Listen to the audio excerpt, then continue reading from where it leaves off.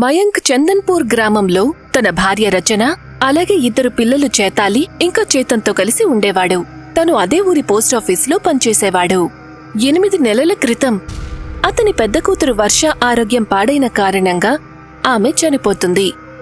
చనిపోవడానికి నెల రోజుల ముందు వర్ష మయాంక్ దగ్గర మాట తీసుకుంటుంది. తన పుట్టినరోజునాడు అతను తనకి ఒక కంప్యూటర్ ఇవ్వాలి అని. మయాంక్ కూడా దానికి ఒప్పుకుంటాడు. ఆమె పుట్టినరోజునాడు అతను ఒక ల్యాప్టాప్ ని తనకు గిఫ్ట్ గా ఇస్తాడు అని. కాని పాపం వర్ష ఆరోగ్యం ఎలా పాడవుతుంది అంటే తన పుట్టినరోజు రావడానికి ముందే ఆమె చనిపోతుంది. ఇప్పుడు తన పుట్టినరోజు దగ్గరకొస్తోంది. మయాంక్ గోడకి తగిలించి ఉన్న వర్ష ఫోటోని చూసి ఇలా అంటాడు. అమ్మ వర్ష, నువ్విప్పుడు మా మధ్యలో లేవమ్మా, కాని నీ ఆఖరి కోరికను నేను తప్పకుండా నెరవేరుస్తాను. 2 రోజుల తర్వాత మయాంక్ ఒక ల్యాప్టాప్ ని కొంటాడు. అతను దాన్ని పోస్టాఫీసులోనే వదిలేస్తాడు. అతను ఆ ల్యాప్టాప్ ని వర్ష పుట్టినరోజునాడే ఇంటికి తీసుకువెళ్లాలి అని నిర్ణయించుకుంటాడు. వర్ష పుట్టినరోజు రానే వస్తుంది. అందరూ కలిసి తన గదిని చక్కగా అలంకరిస్తారు. కేక్ ని కూడా కట్ చేస్తారు. తర్వాత మయాంక్ ఇంటి నుండి బయలుదేరి ఆఫీస్కి వెళ్తాడు. ఆఫీస్ నుండి ల్యాప్టాప్ తీసుకురావడానికి వెళ్తాడు. 10-15 నిమిషాల తర్వాత మయాంక్ తన చేతుల్లో ఒక బాక్స్ తీసుకుని ఇంటికి వస్తాడు. వర్ష రూమ్ లో ఉన్నటువంటి ఒక టేబుల్ మీద బాక్స్ ని పెట్టి మయాంక్ అందులో నుండి ల్యాప్టాప్ ని బయటికి తీస్తాడు. వావ్, నా ల్యాప్టాప్! చూడు ఇడియట్, ఇది నీది మాత్రమే కాదు, వర్ష అక్కది నాది కూడా అని చేతాలి నవ్వడం మొదలు పెడుతుంది. మయాంక్ రచన కూడా పిల్లలు సంతోషంగా ఉండడం చూసి నవ్వుతారు. మరుసటి రోజు పక్కింట్లో ఉండే రవి కొడుకు ఆరుష్ వాళ్ల ఇంటికి వస్తాడు. తను చేతాలి ల్యాప్టాప్ ని ఉపయోగించడం చూసి చాలా కుళ్ళుకుంటాడు. తను వెంటనే మొహం మార్చుకొని అక్కడ్నుండి ఇంటికి వెళ్లిపోతాడు. ఏమైంది ఆరుష్? మా పక్కింటి వాళ్ళు ల్యాప్టాప్ కొనుక్కున్నారు. నేను నాకు కంప్యూటర్ కావాలని ఎన్నో రోజులుగా అడుగుతున్నాను. అయినా మీరు ఇంతవరకు నా కోసం తెప్పించలేదు. అది వినగానే రవి మొహం కూడా మాడిపోతుంది. నిజానికి ఈ కుటుంబంలో అందరూ మయాంక్ కుటుంబాన్ని చూసి కుళ్ళుకుంటూ ఉంటారు. వాళ్లని ఇబ్బంది పెట్టడానికి ఒక్క అవకాశాన్ని కూడా వదులుకోరు. కోపగించుకోకు బాపు. ఇవాల్టి రాత్రికి ఎటువంటి పని చేస్తానంటే మన ఇంట్లోకి ల్యాప్టాప్ వస్తుంది. ఇక ఆ వెధవ మయాంక్ రోడ్లు పట్టుకొని తిరుగుతూ ఉంటాడు. రాత్రి సరిగ్గా 2 గంటలకి చేతన్ల గది కిటికీలో నుండి ఒక వ్యక్తి తన మీద ఒక సంచిని కప్పుకొని వస్తాడు. అప్పటికే వాళ్ళిద్దరూ నిద్రపోతూ ఉంటారు. ఆ వ్యక్తి అవకాశం చూసుకుని ల్యాప్టాప్ ని తీసుకుని సైలెంట్ గా అక్కడి నుండి వెళ్లిపోతాడు. ఉదయం ఆరుష్ నిద్ర లేచేసరికి తన టేబుల్ మీద ల్యాప్టాప్ పెట్టి ఉండడం చూసి చాలా సంతోషిస్తాడు. ఆ తర్వాత త్వరగా ల్యాప్టాప్ ఆన్ చేసి అందులో గేమ్స్ ఆడటం మొదలు పెడతాడు. తన అమ్మానాన్నలు గదిలోకి వచ్చి తమ కొడుకు గేమ్స్ ఆడుకోవడం చూసి సంతోషిస్తారు. మరొకవైపు చేతాలి గదిలో ఉన్న ల్యాప్టాప్ మాయమవ్వడం చూసి చాలా బాధపడతారు. పిల్లలిద్దరూ ఏడవటం వినిపించి మయాంక్ రచన వాళ్ల గదిలోకి వెళ్తారు. వాళ్లు చూసేసరికి ల్యాప్టాప్ మాయమయ్యుంటుంది. పిల్లలిద్దరూ ఏడుస్తూ ఉంటారు. మయాంక్ దృష్టి తెరుచున్న కిటికీ మీద పడేసరికి అతనికి అర్థమవుతుంది ల్యాప్టాప్ దొంగిలించబడింది అని. రాత్రి వేళలో ఆరుష్ ల్యాప్టాప్ లో గేమ్స్ ఆడుతూ ఉంటాడు.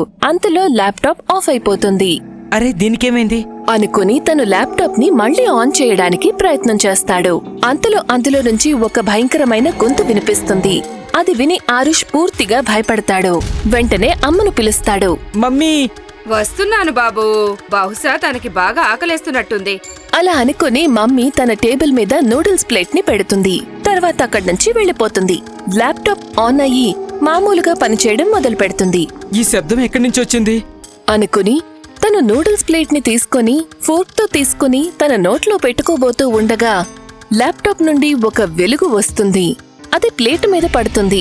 ప్లేట్లో పెట్టి ఉన్న నూడిల్స్ అన్ని పురుగుల్లా మారిపోతాయి. ఆరుష్ వెంటనే గట్టిగా అరిచి దాన్ని నేల మీదకి పడేస్తాడు.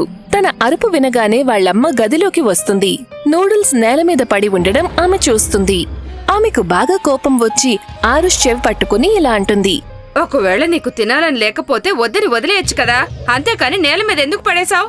మమ్మీ, అవి నూడిల్స్ కాదు, అందులో పురుగులున్నాయి. ఎక్కడనే పురుగులు? నీకేమైనా పిచ్చిగాని పట్టిందా? అన్న తర్వాత వాళ్ళిద్దరూ నేల మీదకు చూసేసరికి అక్కడ నూడిల్స్ ఉంటాయి. వాటిల్లో ఒక్క పురుగు కూడా కనిపించదు. ఆరుష్ వాళ్లమ్మ తనని గట్టిగా కొట్టి ఆరుష్ ని నేలంతా శుభ్రం చెయ్యమని చెప్పి అక్కడి నుండి తిట్టుకుంటూ వెళ్లిపోతుంది. ఆరుష్ ల్యాప్టాప్ ని చూసి భయపడతాడు. దాన్ని వాడడం మానేస్తాడు. మరుసటి రోజు రాత్రి రవి ఆరుష్ తో ఇలా అంటాడు. ఏమైంది బాబు ఆరుష్, నువ్వు ల్యాప్టాప్ ఎందుకు ఉపయోగించడం లేదు? నాన్న, ల్యాప్టాప్లో దెయ్యం ఉంది. ల్యాప్టాప్లో దెయ్యం ఎలా ఉంటుంది? పద, ముగ్గురం కలిసి ఏదైనా మంచి సినిమా చూద్దాం అని అంటూ వాళ్ళు ఆరుష్ గదిలోకి వెళ్తారు. ఆరుష్ వాళ్ళమ్మ కూడా తన గదిలోకి వెళ్తుంది. వాళ్ళ ముగ్గురు కూర్చుని ల్యాప్టాప్లో మూవీ చూస్తూ ఉంటారు. చూసావు కదా ఆరుష్, ఇందులో దెయ్యం ఎక్కడుంది చెప్పు? నీ ల్యాప్టాప్ బానే ఉంది కదా?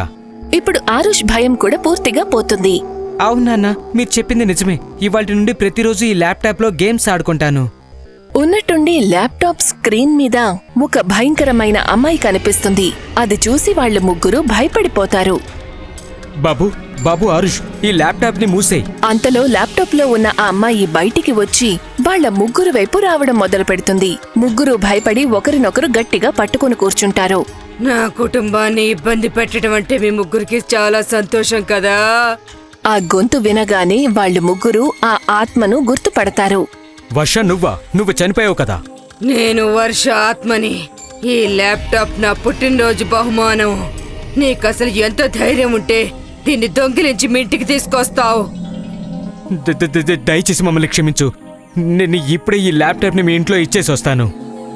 మీకు మొదటి నుండి కూడా మా కుటుంబం అంటే కుళ్ళుంటూనే ఉంది. మీరు మమ్మల్ని ఇబ్బంది పెడుతూనే ఉన్నారు. అమ్మా వర్ష, నేను నీకు మాటిస్తున్నాను. నీ కుటుంబంతో ఎటువంటి సంబంధం పెట్టుకోము. వాళ్ళని క్షమాపణ అడుగుతాము. వాళ్ళని ఇంకెప్పుడు కూడా ఇబ్బంది పెట్టమమ్మా. మీరిద్దరూ ఒకరికి ఒకరు 10 చంపదెబ్బలు కొట్టుకోండి. అలాగని వర్ష ఆత్మ ఆరుష్ మమ్మీ డాడీలకు చెప్తుంది. వాళ్ళిద్దరూ భయపడి తన మాటను వింటారు. ఒకరినొకరు 10 చెంపదెబ్బలు కొట్టుకుంటారు. మీరిద్దరూ మీ కొడుకుని కూడా ఒక చంపదెబ్బ కొట్టండి. తను కూడా నా చెల్లిని తమ్ముడిని చూసి కుళ్ళుకుంటూ ఉంటాడు. అది విని వాళ్ళిద్దరూ ఆరుష్ కి ఒక్కో చెంపదెబ్బ కొడతారు. తర్వాత ఆరుష్ ఇలా అంటాడు. వర్ష అక్క, నేను మీకు మాటిస్తున్నాను, నేను ఇంకెప్పుడు మీ తమ్ముణ్ణి చెల్లెల్ని ఇబ్బంది పెట్టను. వర్ష ఆత్మ నవ్వడం మొదలు పెడుతుంది. తను వాళ్లతో అంటుంది. ఇక మీరు నా ల్యాప్టాప్ తీసుకుని మా ఇంటికి వెళ్లి మా కుటుంబానికి ల్యాప్టాప్ తిరిగి ఇచ్చేయండి. వాళ్ళని క్షమాపణ కూడా అడగండి. రవి వెంటనే ల్యాప్టాప్ ని తీసుకుని వాళ్ళ ముగ్గురు మయాంక్ ఇంటికి వెళ్లి మయాంక్కి ల్యాప్టాప్ తిరిగిచ్చి అతన్ని క్షమాపణ అడుగుతారు. తనకి వాళ్ళు అన్ని విషయాలు చెప్తారు. పిల్లలిద్దరూ ల్యాప్టాప్ ని చూసి సంతోషిస్తారు. దానిని వాళ్ల గదిలో టేబుల్ మీద పెడతారు. ఏంటి, నా కూతురి ఆత్మ తిరుగుతుందా? అంతలోనే వర్ష ఆత్మ అక్కడికి వస్తుంది. తనిప్పుడు భయంకరంగా లేదు. బ్రతికున్నప్పుడు తను ఎలా ఉండేదో ఇప్పుడు కూడా అలాగే అందంగా ఉంది. చేతన్ చేతాలి కూడా వాళ్ళ అక్కని చూసి సంతోషిస్తారు. వర్ష నవ్వుతూ ఇలా అంటుంది. నాన్నా, నా ఆఖరి కోరిక నా బర్త్డే రోజున ల్యాప్టాప్ బహుమతిగా పొందాలని అనుకున్నాను. అందుకే నేను ఈ రోజు వరకు ఇక్కడే ఉన్నాను. ఆ భయంకరమైన రూపంలో వీళ్ళని భయపెట్టడం కోసం వచ్చాను. వీళ్ళు గనక మిమ్మల్ని మళ్ళీ ఇబ్బంది పెట్టారంటే అప్పుడు మళ్ళీ నేను అదే రూపంలో వచ్చేస్తాను అన్న తర్వాత తను రవి కుటుంబం వైపు చూస్తుంది. వాళ్ళు ముగ్గురు వెంటనే భయపడి అక్కడి నుండి వెళ్లిపోతారు. చేతాలి చేతన్ వాళ్ళు పారిపోవడం చూసి నవ్వుతారు. వర్ష నవ్వుతూ ఇలా అంటుంది. ఇక నేను వెళ్తాను నాన్నా. మీరు ఈ ప్రపంచంలో అందరికంటే మంచి నాన్న. మీరు నా ఆఖరి కోరికను తీర్చారు.